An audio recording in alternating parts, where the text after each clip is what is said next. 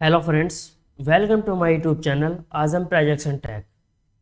आज मैं आपके लिए लेकर आया हूं जो ट्रेनिंग सेशन हमारी चल रही है। ट्रेनिंग सेशन 19 में आपके लिए आज लेकर आया हूं, यानी कि ये जो 19 सेशन हमारे हो चुके हैं, ये सर का 19वां लास्ट सेशन है इस ट्रेनिंग का। और सर ने इसमें बहुत पावरफुल पॉइंट डिस्कस किए हैं, बहुत इंपॉर्टेंट पॉइंट डिस्कस किए हैं जो कि हमारे ट्रेडिंग में बहुत हेल्प करने वाले हैं। आइए चलते हैं। देखिए फ्रेंड्स, सबसे पहले सर ने बताया है कि आपको जो लोग नए हैं इस मार्केट में, उनको कम से कम 1 से 1.5 साल देना होगा इस मार्केट को। जल्दबाजी नहीं करनी है। कम से कम नए लोगों को 1 से 1.5 साल मार्केट में देना होगा सर के बताए हुए तरीके के साथ, अगर चलते हैं तो। वरना इससे ज़्यादा भी टाइम लग सकता है। ठीक है फ्रेंड्स। और सर ने बताया कि इस ट्रेनिंग को कंप्लीट होने के बाद आपको एग्रेसिव होकर ट्रेडिंग नहीं करनी है। सर ने बताया कि आपको छोटी क्वांटिटी के साथ ट्रेडिंग करनी है, जैसे कि सर ने पढ़ाया है, धीरे धीरे उसको इंक्रीज करना है। और सर ने बताया कि आपका फोकस हमेशा चार्ट पर होना चाहिए और चार्ट को आपको एनालाइज करना है। ऐसा नहीं कि आपके मन में कोई चीज़ आ रही है कि मैं कॉल ले लूँ या पुट ले लूँ, आपको ऐसा नहीं करना है। सर ने बताया कि कुछ लोग बाय करते हैं, कुछ लोग सेल भी करते हैं उसी टाइम, लेकिन प्रॉफिट वही बना पाता है जिसने चार्ट को ठीक से रीड किया है, ठीक से एनालाइज किया है। क्योंकि उसी टाइम दोनों करते हैं, कुछ बाय करते हैं कुछ सेल करते हैं। प्रॉफिट कौन बनाता है? जिसने चार्ट को ठीक से पढ़कर एनालाइज किया है। ये सर ने बहुत अच्छा पॉइंट डिस्कस किया है। और सर ने नीचे नेक्स्ट पॉइंट बताया है कि आपको बहुत अच्छे तरीके से बहुत मेहनत करके प्रैक्टिस करनी है। कम से कम आपको ट्रेड जितनी हो सके एक सेटअप पर ज़्यादा ज़्यादा ट्रेड करनी, तभी आपको पता चल पाएगा। और सर ने बताया कि जितनी मैंने स्ट्रेटजी आपको बताएंगी, जैसे कि फ्लैग पैटर्न है, इनसाइड कैंडल है, और सर ने काफ़ी एंटी सेटअप बताए हैं, तो आपको किसी एक पर मास्टरी करनी है, आपको किसी एक पर काम करना है। सर ने बताया कि आप किसी एक स्ट्रेटजी पर आप वर्क करेंगे तभी आप उसकी मास्टरी कर पाएंगे उसके अंदर। आपको सारी स्ट्रेटजी पर वर्क नहीं करना है, आपको केवल एक स्ट्रेटजी पर वर्क करना है। इसलिए सर ने बताया कि 1 से 1.5 साल टाइम लग जाता है, क्योंकि धीरे धीरे पता चलता है कौन सी स्ट्रेटजी कैसे काम कर रही है। ठीक है फ्रेंड्स। और आगे चलते हैं। सर ने बताया कि आपको ट्रेड करने से पहले आपको चेक करना है मार्केट को। किस तरह की चेक करना है? पहले आप देखेंगे वीकली टाइम फ्रेम पर, फिर आप देखेंगे डेली टाइम फ्रेम पर, और 15 और 5 मिनट पर आपको क्या करना है? ट्रेड करना है। यानी कि मार्केट का जो ट्रेंड है आपका, वो वीकली पे और डेली पे चेंज चेक होगा, और जो आप ट्रेड करेंगे वो आप करेंगे 15 पे और 5 मिनट पे। ठीक है फ्रेंड्स, ये आपके पॉइंट क्लियर हो गए होंगे और आगे चलते हैं।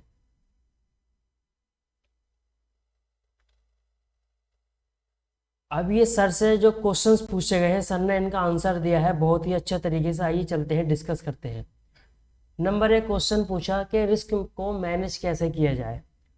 तो सर ने बताया कि रिस्क को मैनेज आप खुद ही कर सकते हैं, कोई और नहीं करेगा। आप बड़ा कैपिटल लेकर आएंगे, मान लीजिए आप 1 लाख लेकर आए, तो आप उसमें से 5 या 10 हज़ार यूज़ कीजिए। आपका रिस्क मैनेजमेंट खुद ही फॉलो आप करना सीख जाएंगे, क्योंकि आपका ऑटोमेटिक रिस्क मैनेजमेंट हो जाएगा।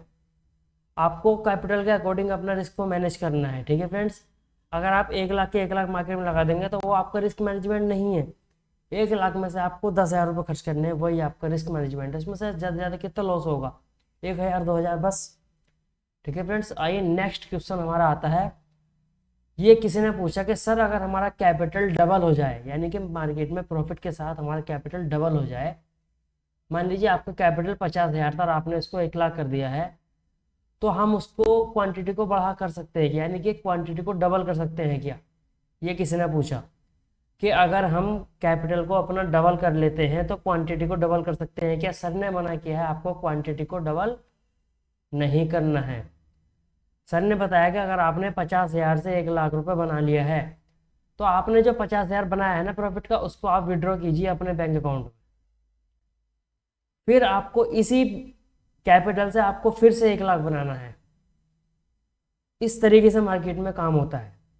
आप डबल क्वांटिटी लेंगे, आप लॉस कर लेंगे, क्योंकि मार्केट में कोई भी स्ट्रेटजी 100% वर्क नहीं करती। अगर आपने प्रॉफिट बनाया है अच्छा, तो आपके आगे लॉसेज भी आएंगे, और आप अपने रिस्क को मैनेज करके चलेंगे। जो आपने बैंक अकाउंट में डाला है ना, वो आपका प्रॉफिटेबल है, यानी कि आपके प्रॉफिट का पैसा है। आपके अंदर मोटिवेशन भरा रहेगा और आप लंबे समय तक मार्केट में टिके रहेंगे।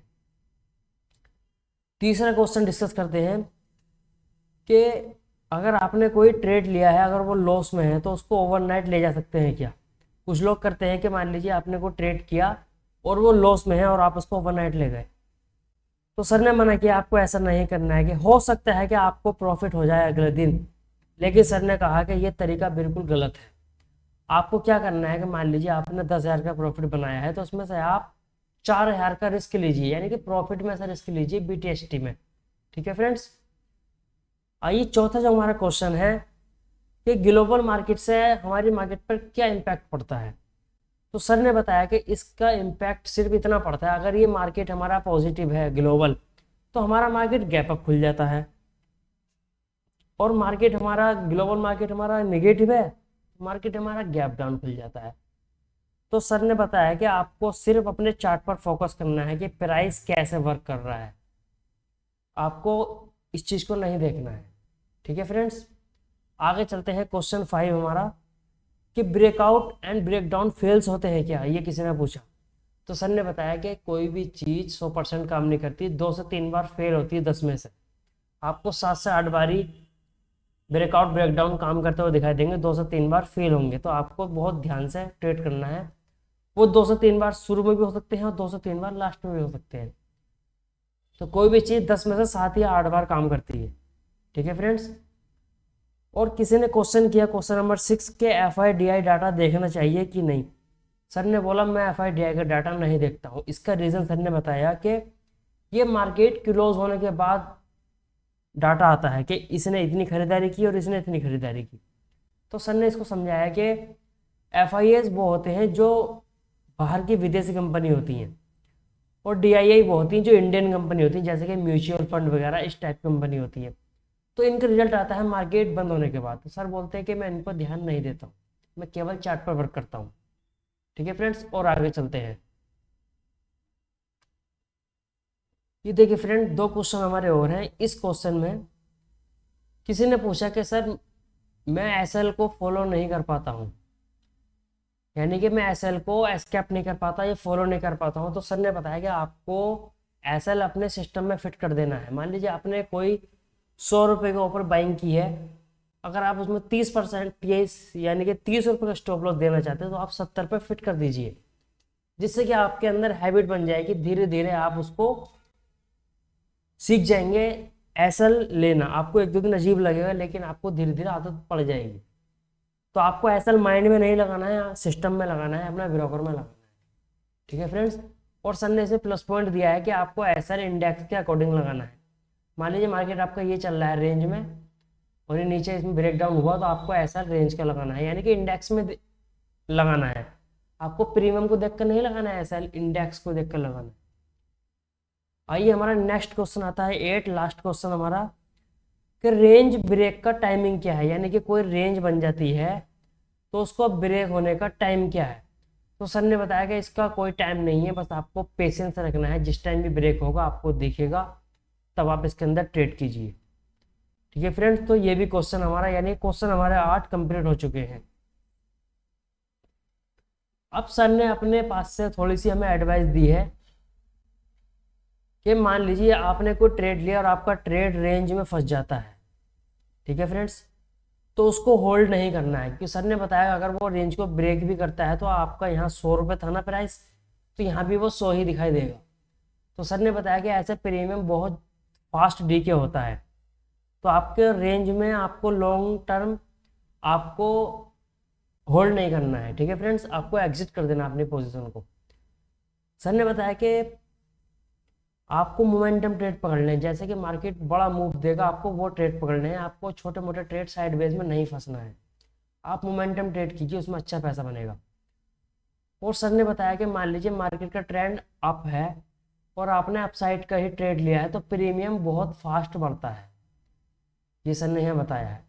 और मान लीजिए मार्केट का ट्रेंड अप है और आपने डाउन साइड का ट्रेड लिया है मार्केट के अगेंस्ट, तो आपका प्रीमियम यहाँ बहुत स्लो स्लो बढ़ेगा। यानी कि अगर मार्केट का ट्रेंड अप है और आपने लिया है डाउन साइड का ट्रेड, तो मार्केट का जो इसका जो प्रीमियम है ना बहुत स्लो स्लो बढ़ेगा। ये आपने खुद रियलाइज किया होगा, एक साइड के प्रीमियम तेजी से बढ़ते हैं और एक साइड के प्रीमियम स्लो बढ़ते हैं।